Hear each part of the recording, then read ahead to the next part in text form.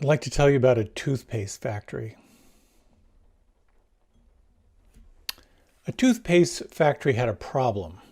They sometimes shipped empty boxes without the tube inside.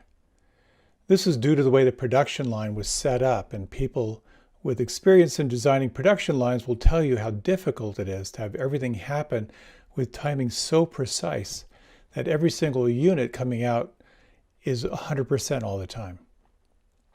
Small variations in the environment, which can't be controlled in a cost-effective fashion, mean you have to have quality assurance checks, all distributed across the line, so the customers way down in the supermarket don't get angry when they buy a box with no toothpaste in it. So understanding how important that was, the CEO of the toothpaste factory got the top people in the company together. They decided to start a new project, and they would hire an external engineering consultant to solve their empty box problem. The in-house engineering department was already too stretched to take on any extra effort. So the project followed the usual process. There was a budget, project-sponsored allocations, RFP, third parties selected, 6 months, with $8 million later, they had a fantastic solution. It came in on time, on budget, high quality. Everyone in the project had a great time. They solved the problem by using high-tech precision scales that would sound a bell and flash lights whenever a toothpaste box would weigh less than it should. And the line would stop. Someone had to walk over and yank the defective box out of it, press another button, which would restart the production line. So a while later, the CEO decides to have a look at the return on investment of the project, and he was blown away. No empty boxes ever shipped out of the factory after the scales were put in place. Very few customer complaints, they were gaining market share, and he thought to himself, that was money well spent. But then he looked closely at the other statistics in this report. It turns out the number of defects picked up by the scales was 0 after 3 weeks of production. It should have been picking up at least a dozen a day, so maybe there was something wrong with the report. He filed a bug against it, and after some investigation, the engineers came back saying the report was correct. The scales weren't picking up any defects because all the boxes that got to that point in the conveyor belt were good. So the CEO was obviously puzzled, and he went to the factory and he walked up to that part of the line where the precision scales were installed. But a few feet before the scale, there was a $20 desk fan that was blowing empty boxes out of the belt and into a bin. So he asked, and one of the workers said, oh, that. Well, one of the guys put it there because he was tired of walking over every time the bell rang. This is a series on waking up. And I really like that story because it really speaks to dealing with the problems that arise in life, and then how do we deal with them? How do you find solutions to the issues that arise in your life? We've talked so far about mindfulness, about seeing clearly. We've talked about investigation, about looking closer at what's happening in your experience. And I'd like to talk here about energy, about mental acuity, about sort of like intellectual vigor, but also to talk a little bit about physical vigor at the same time. The analogy, which is probably overused, is that when you want to wake up, you're swimming upstream.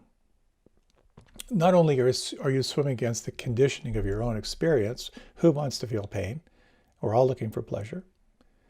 But you're swimming against the conditioning of our culture. Now, the Buddha allegedly said this 2,500 years ago, before email and before the internet, that you're swimming against the conditioning of your culture. This culture is not necessarily designed about celebrating when you slow down and sense what's actually happening. It's actually trying to get you to buy things to make you feel better and to buy things to make the pain go away. So I'd like to talk in the little bit of time I have with you. First, what does waking up really mean? And second, how do you work with and how do you cultivate mental energy and vitality? And how do you cultivate physical energy and vitality? And then how do you manage this? How do you more and more skillfully manage energy in life? I gave a talk on this topic a few months back, and I'll be offering a variation on my sharing here. And to me, this topic of energy and working with energy is so important because it's such a fundamental building block in your whole life.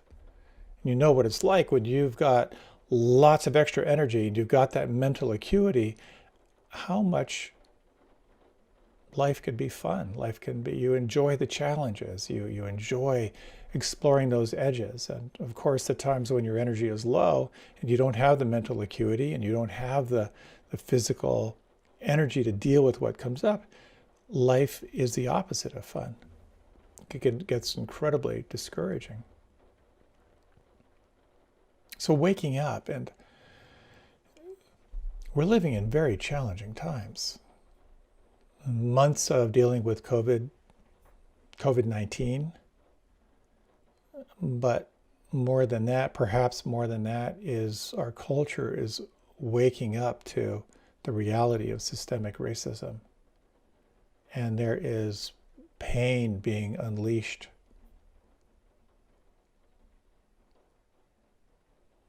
There's bad news and there's good news. The bad news is it's so painful. It's so hard to stay open to the raw reality that we're experiencing now. And the good news, I hope, is that this is a healing crisis. That there are more and more people now aware of the almost inexpressible pain of generations of abuse. So in mindfulness, we explore these two wings. What exactly is happening? And then how are you relating to it? Inevitably, when there's any form of fear and helplessness result in trauma, we tend to unconsciously, as a way of self-preservation, to respond to it in different ways. One is fight, anger, aversion, blame. Another is flight, disassociation, going to your happy place so you don't feel what's here. And the third is to freeze, where you simply lock up. And it's been very powerful for me as I've explored my relationship to what is happening in our culture, to sense the different ways that I respond, from anger and aversion to just not wanting to feel, to feeling absolutely locked up in paralysis. Recognizing this can be so helpful because it's integral in becoming more awake. And that wakefulness is not only waking up wisdom, your capacity to see it, or my capacity to see it, but also waking up my heart's capacity to hold it. So I'd like to tell you a little story of someone, as a result of all the whole system shutting down, someone who recently lost her job. It's a good job. She really liked it. Furloughed. And she could begin to feel herself moving into a downward spiral. Many people, of course, are going through this.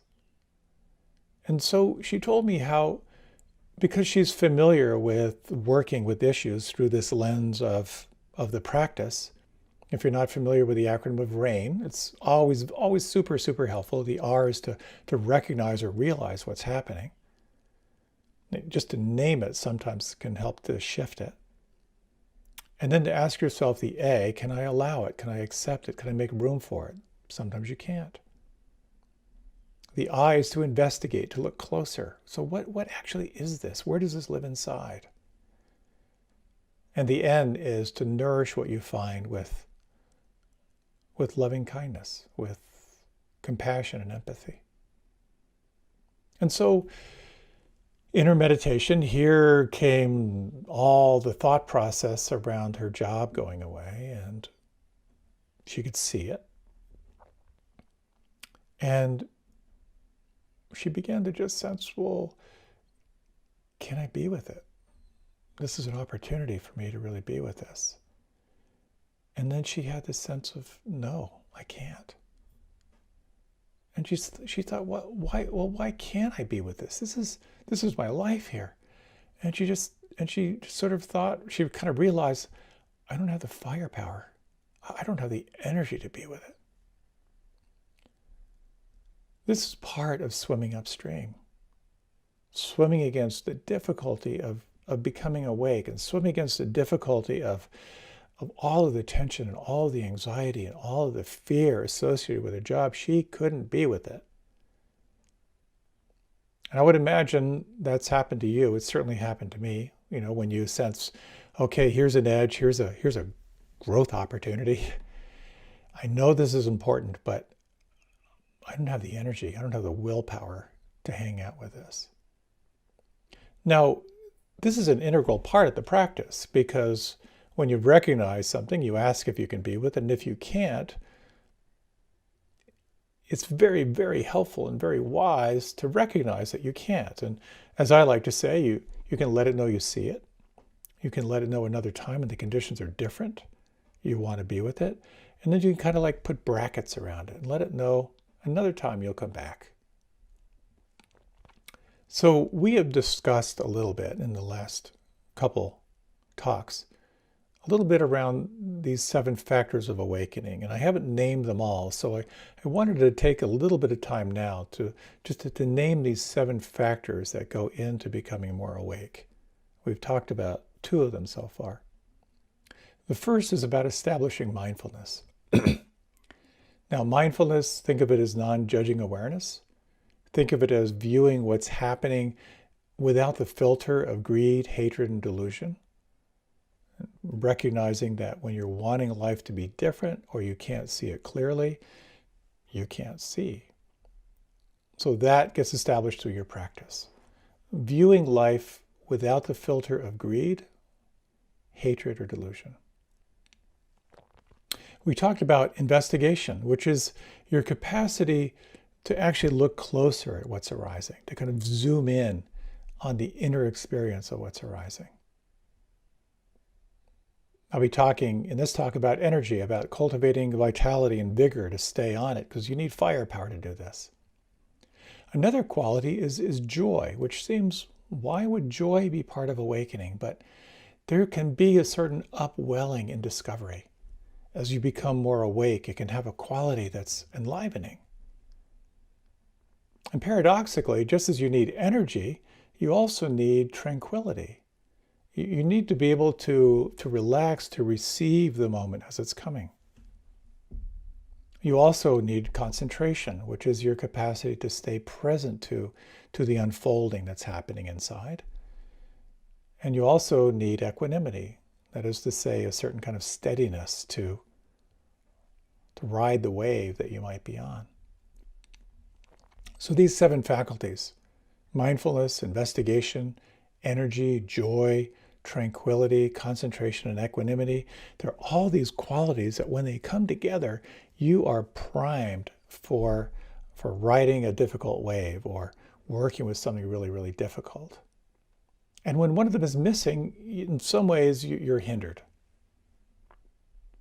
So these 7 qualities, these 7 factors of awakening are in stark contrast with what are referred to as the 5 hindrances, the 5 mental states that get in the way of seeing clearly. And that is the wanting mind, the aversive mind, the worried mind, the heavy, slothful, depressed mind, the doubtful mind. So when you're experiencing sloth and torpor, that kind of heaviness, joy and investigation and energy kind of counterbalance that to kind of help you come back into that clear seeing. When you're experiencing sort of a restlessness and worry, you'll find that relaxation and concentration and equanimity will help to balance that out, to cultivate, again, mindfulness, that balancing factor where you can, again, just sense, let me see this clearly for what it is. Can I view this experience without greed, without hatred, without delusion, without worry, without fear, without doubt. Because that lens will help you to come in contact with something very, very profound. So sometimes you can't be with what comes up in life. It's too much. You get flooded. It's re-traumatizing. And there it's very, very helpful to let it know you're aware of it, but let it know your intention is to be with it, because what you're wanting to do is fully be awake to it. So anytime you can't be with it, you can't see clearly. You don't have the capacity to drill into the details.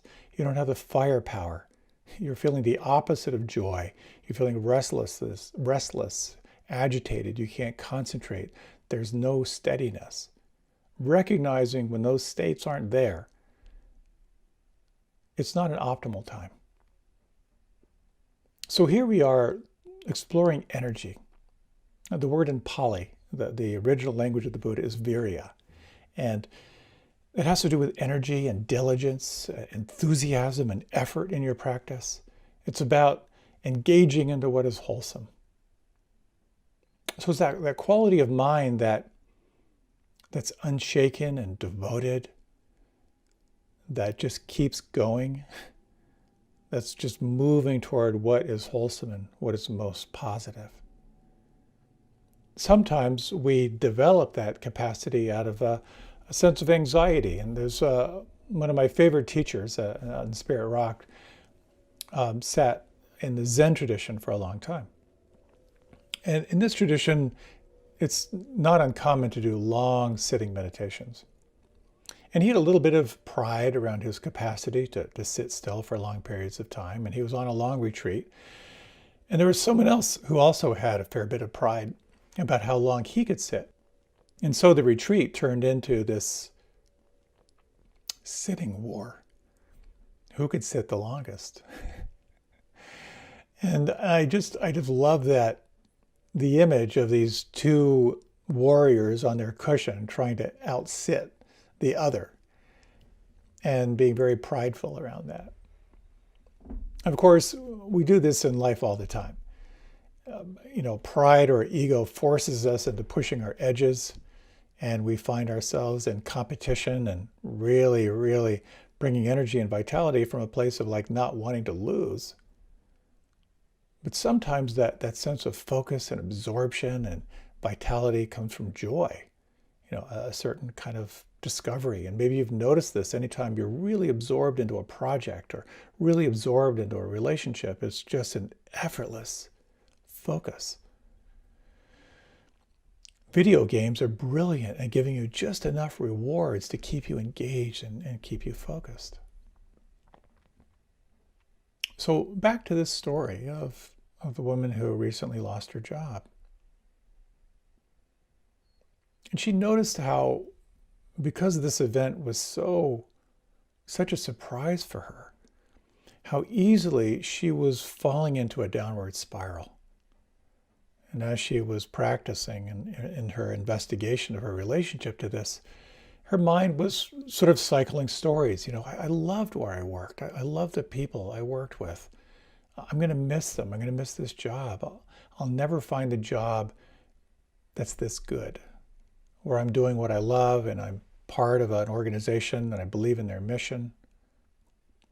There were thoughts of anxiety of, my skill sets are so unique. Am I going to find another place where I can really be engaged? Am I at the point where I'm getting too old to rehire? In this practice of mindfulness, what is happening? A very powerful investigation is, of course, exploring it somatically.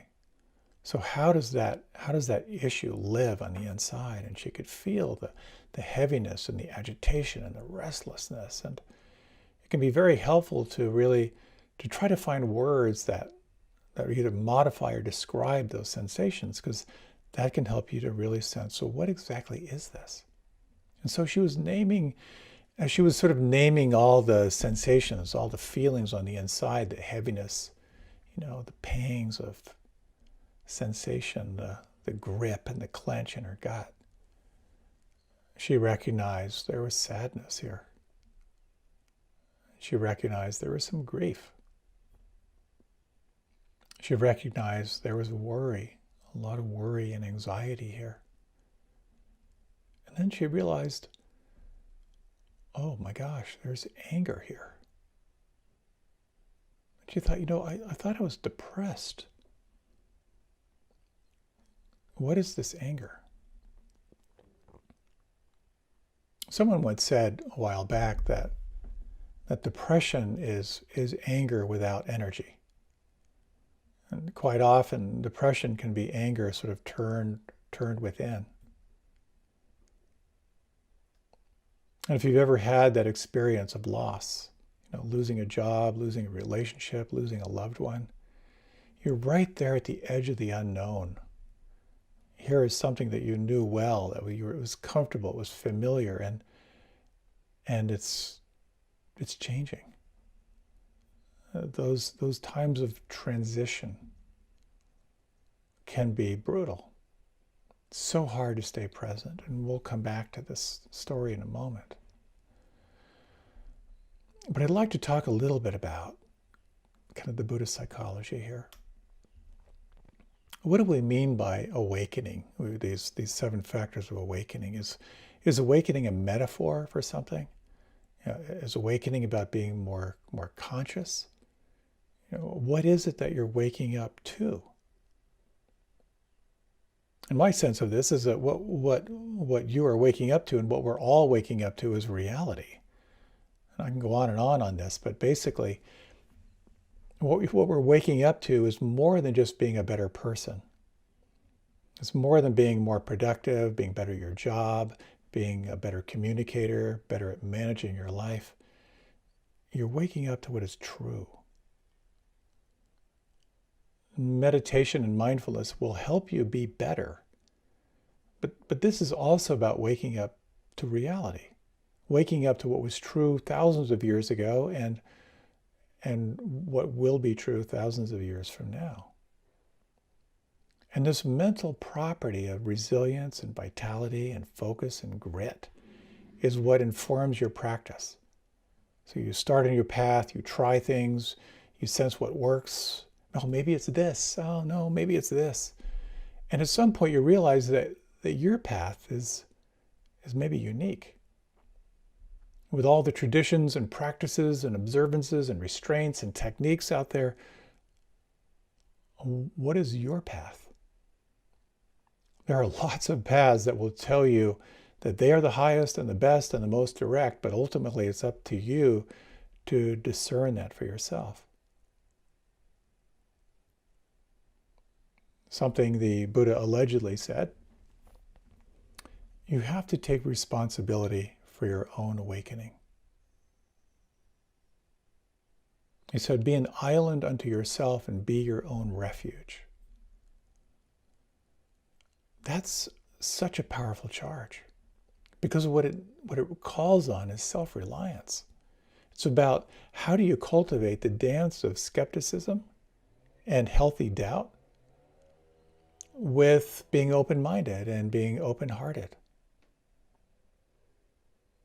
When the Buddha allegedly said, don't believe a word of what I'm telling you, you have to verify this for yourself, that's a very, very powerful charge. So there's a phrase, I'm going to wreck the pronunciation, but this is in Pali, ma nivata abhikama, which means falter not, advance. This, of course, is an important part of our practice, your capacity to not falter, to advance. So as you're cultivating mental energy, mental vitality, part of what this is sort of fourfold. It's really exploring what is not wholesome that arises in your experience, and the words often translated as eradicate. But basically, how do you let go? Or how do you let go of what is not wholesome? And how do you prevent the arising of what is not wholesome? And how do you cultivate wholesomeness? And with that which is already wholesome, how do you promote the growth of that? So it's really about sensing what is wholesome, what is not wholesome. How do you either avoid it or diminish it? And where you sense it, how do you grow it, and how can you continue to grow it? So this requires a certain amount of awareness, but of course, energy and determination. So there's an element, there are teachings here that are pretty strong about energy, grit, determination. And here's one of the lines from some of the original texts. The idler does not strive. Though young and strong, is full of sloth, who is weak in resolution. That lazy and idle person will not find the way to wisdom and the way to enlightenment. So basically, if you don't engage, you're not going to get anywhere. Another line. Though only my skin, sinews, and bones remain, and my blood and flesh dry up and wither away, yet never will I give up my quest and swerve from the path of rectitude and enlightenment. Pretty strong stuff. Now, a lot of these texts, it's important to point out, were written by male renunciates. So there's a lot of that quality of male focus. So you get phrases, die on the cushion, meditate like your hair's on fire. There's one classic teaching story of this aspiring student of the Dharma goes to join this meditation master down by the creek. And he says, I want to be enlightened. So the master grabs him by the head, sticks his head underwater, and kind of watches the bubbles almost stop. And then he pulls him out and he says, when you want to be enlightened, when you want to be enlightened as much as you want to breathe, come back and see me. That's pretty intense. So we have traditions that are all about focus, concentration, willpower. The Shaolin monks, they're known for their amazing strength and amazing skills. In 464 AD, kind of a traveling teacher who was a master of concentration from India made his way to China. And then those Shaolin martial arts in the 18th century were kind of exported to Japan. So that tradition of focus and concentration and will can be enormously powerful and something to cultivate. And at the same time, this is a path of the middle way, of balance, not too tight, not too loose. So I'd like to point out here that another faculty of awakening is tranquility and relaxation. And we'll talk about that more. So cultivating mental energy and vigor is critical, absolutely important. And I assume the following story is true because I found it on the internet. It's an interesting one. I hadn't run across this one before. The giraffe gives birth standing up. So the first thing that happens to a newborn giraffe is a fall of about 2 meters.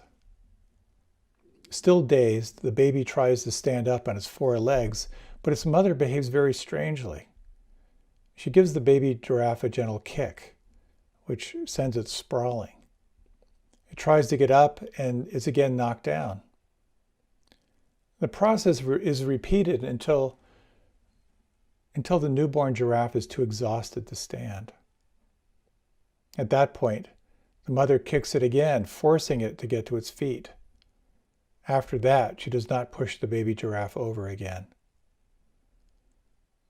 The explanation is simple. In order to survive predators, the first lesson a giraffe must learn is to get to its feet quickly. The mother's apparent cruelty finds support in an Arabic proverb.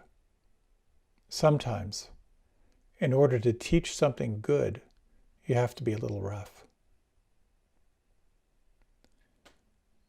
And I think it's safe to say that most of our growth, most of our expansion comes through challenge.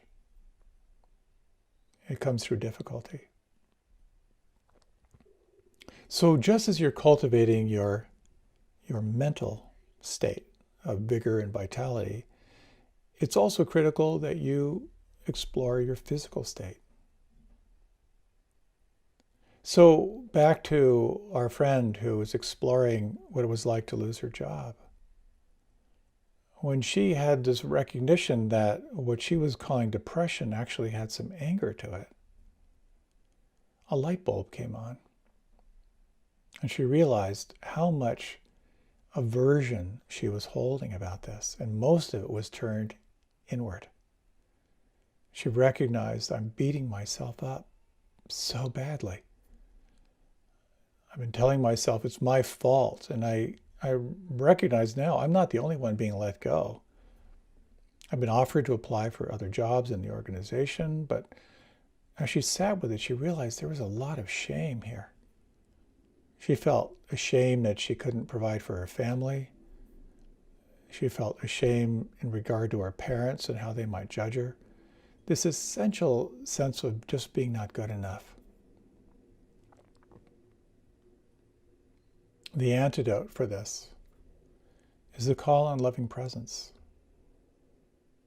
And so what she did was she just gently brought her hand to her heart and just, without trying to fix it, just sensed, can I offer this some empathy? Can I offer myself a little compassion or kindness? And she began to feel a shift.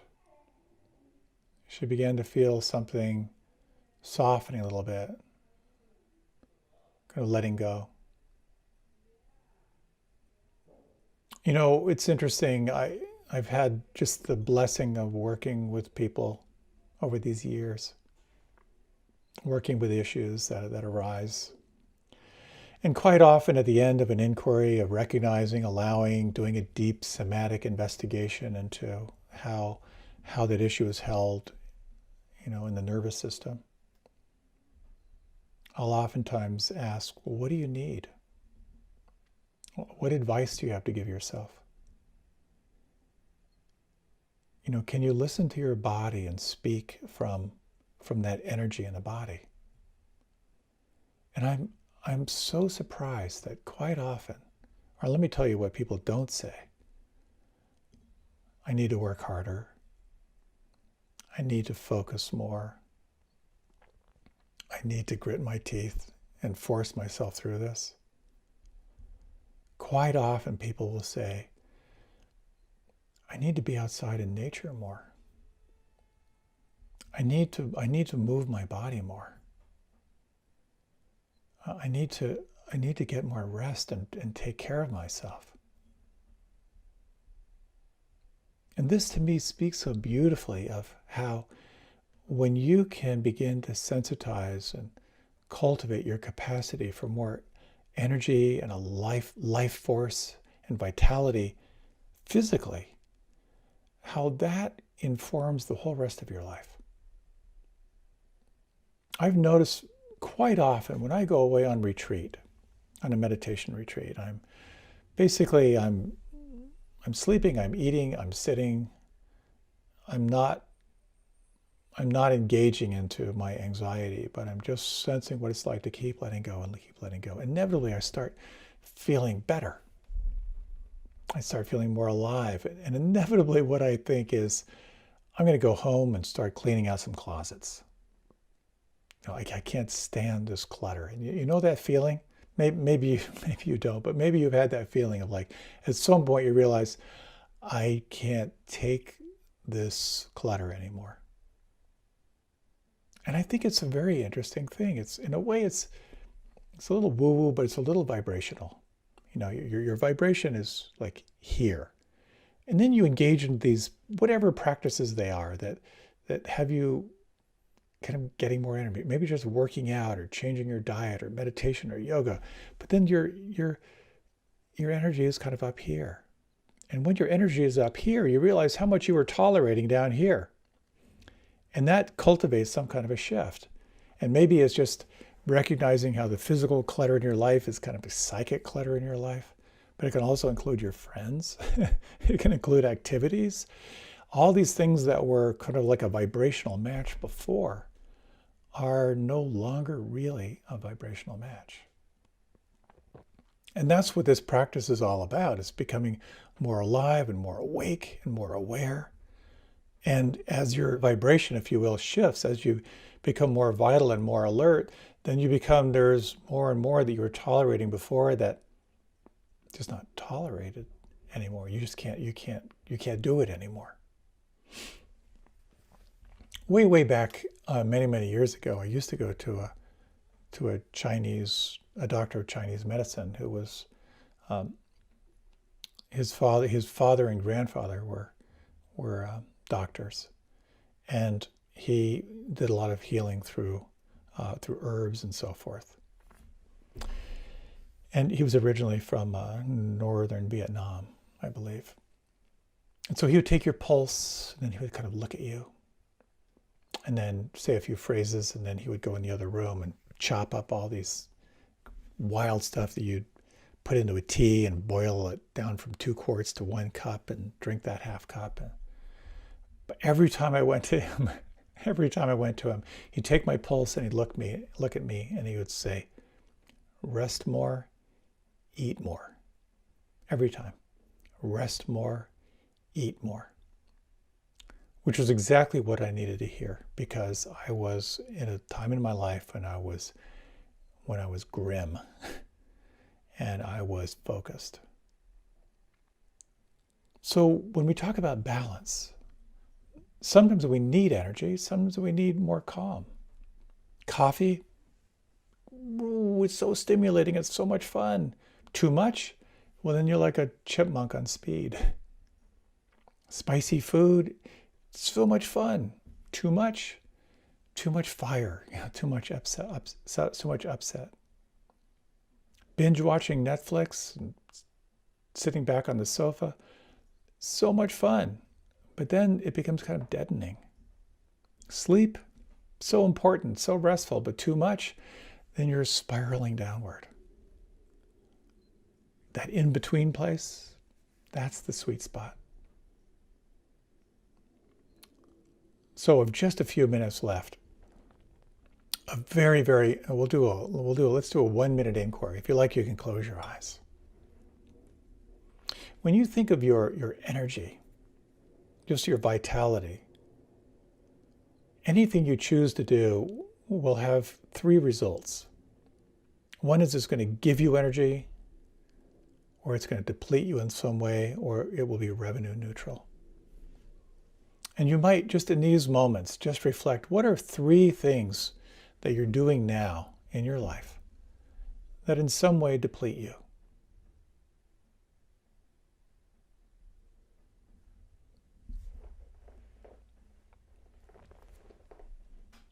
What are 3 things in your life that give you energy, that enliven you?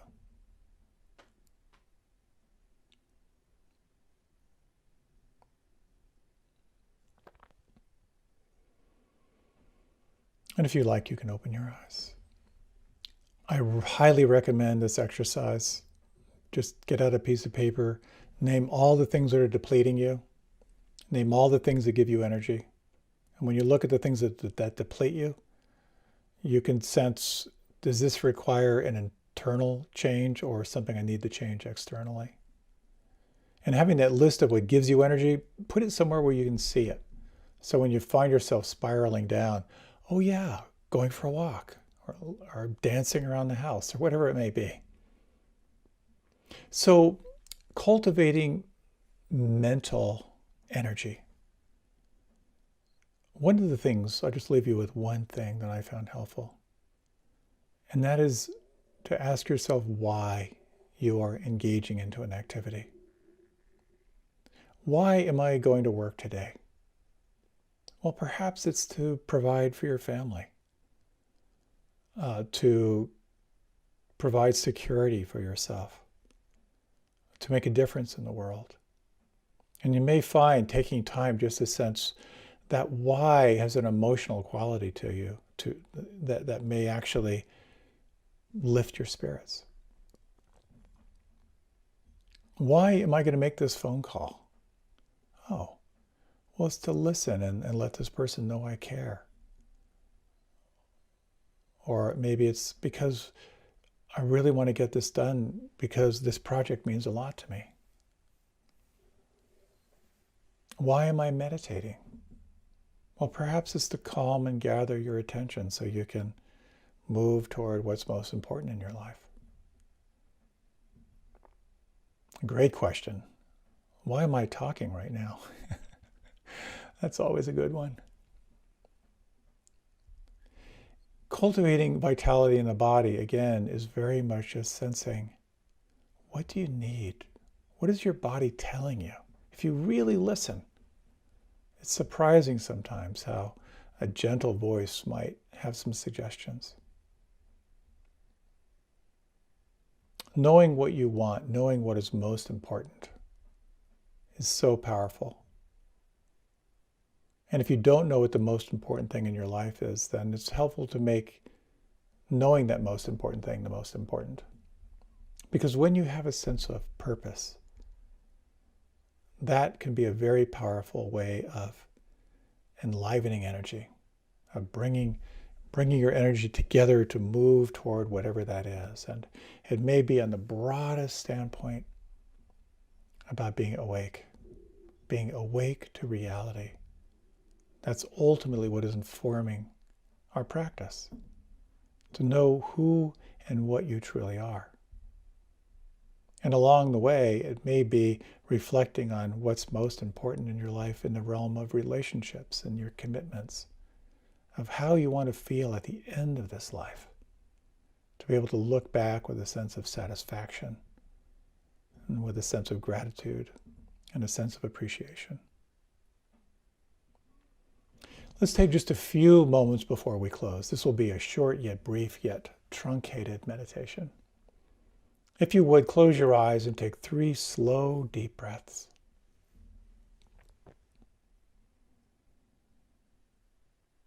Take a moment to relax and feel.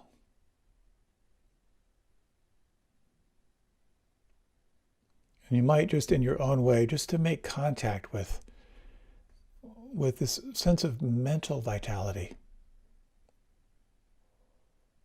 A mind that is unwavering in what is most important. That is called to know what true happiness is. What it means to be free from stress. What it means to be awake. And what it means to have a heart that is so open it can hold everything.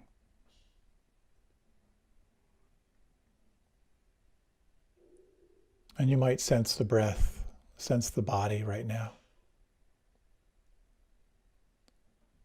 And allow yourself to imagine you could be more receptive to inspiration and information from your body that can help you cultivate a greater sense of aliveness and vitality.